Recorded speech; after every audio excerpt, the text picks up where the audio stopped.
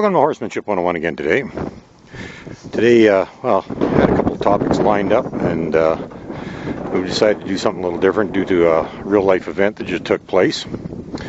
A lot of it has to do with that gray out there.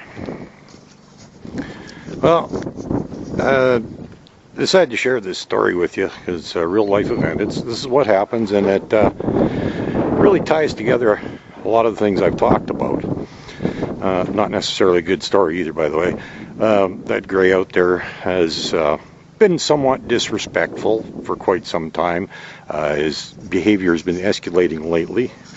And, well, just the other day, his owner went to get on, and he decided to step away from the mounting block and dump them on the ground, and a few minor bruises and sore muscles, nothing serious, but it was enough to severely discourage the owner.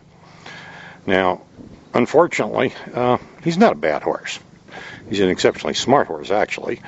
Unfortunately, the owner has done several things to create a bad horse. In fact, right now he is so disrespectful, he's borderline dangerous, in my opinion. I actually won't even go out into the pasture to get my own horse without carrying a lead with me so that I can, chase him away from me if I have to, because he will, well, he gets jealous. He likes to get between me and my mare, and if I get between him and chase him off, he'll come spinning around and snorting and kicking a foot out at me and all kinds of things. And if he gets a chance, he'll actually come charging in and chase my mare away from me.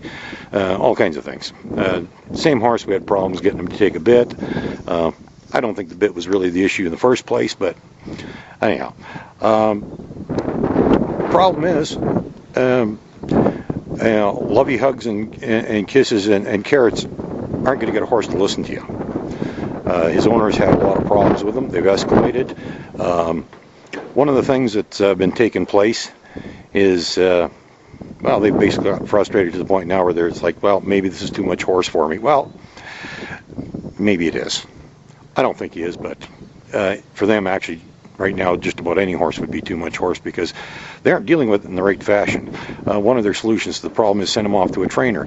I have absolutely no doubt that a trainer could fix that horse in a very short order. It would take very little to fix him, and all the problems would be solved. He basically doesn't like taking orders. He doesn't like doing what he's told, and in many ways he demonstrates that. Trainer can fix that in a flash. Unfortunately, when he comes back, the problems are going to reoccur. And this is one of the things I've talked about. If you want to change your horse, you have to change. If you want to fix a problem, you have to admit where the problem actually is. And in most cases, it's not the horse. It's the human. The human factor is the big one in all horse problems. And in this case, I saw it coming a long time ago.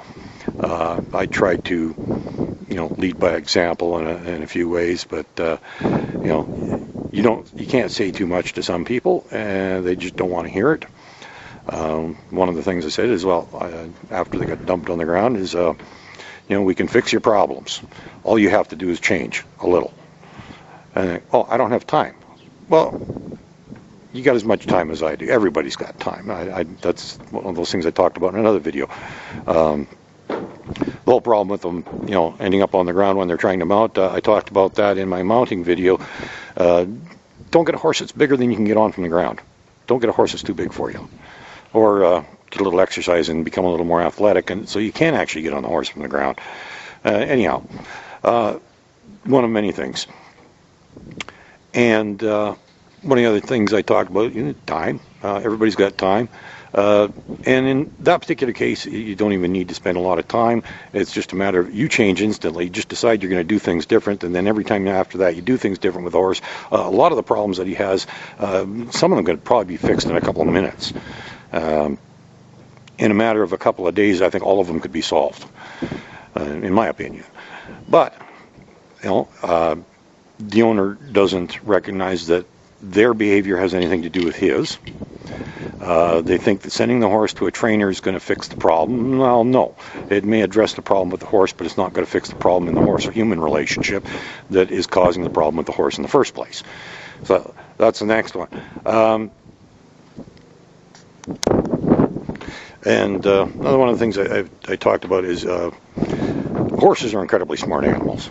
much smarter than most people give him credit for, and that causes a lot of problem by underestimating a horse, because what happens is you not only make training a whole lot harder for yourself than it needs to be, but you also don't realize what the horse is learning, even when you're not teaching it. And in many cases, a lot of people are teaching their horses things they don't even realize they're doing it. And I've talked about this a bit before, and this would be another example right here.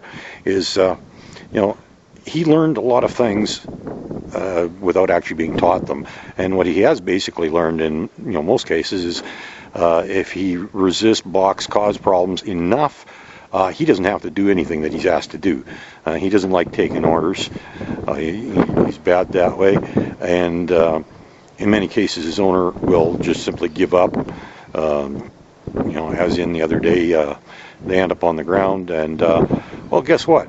He just learned that he doesn't have to be ridden. All he has to do is take a couple steps away from the mounting block while they're trying to get on, drop the rider on the ground, and ta-da, he gets to go back out to the pasture for the day.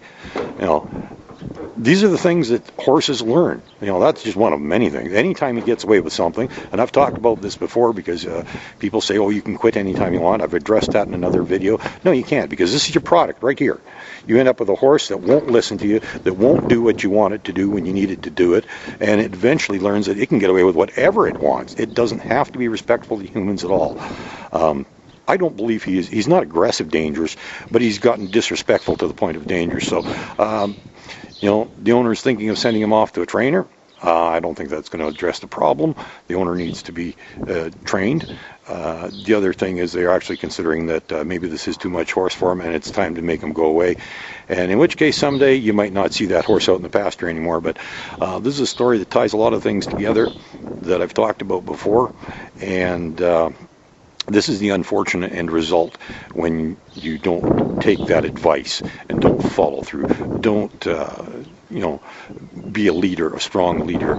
If you don't assert yourself when you need to, like I said, lovey-dovey hugs and kisses and carrots are not going to get your horse to listen to you. Sometimes you got to put your foot down and make the rules stick. Otherwise, this is what happens. You end up with a horse that's out of control, and either he goes back to the trainer, which I don't think is going to solve the problem, or eventually he's going to end up going off to another home. Sad ending to his story. Have a good day, folks.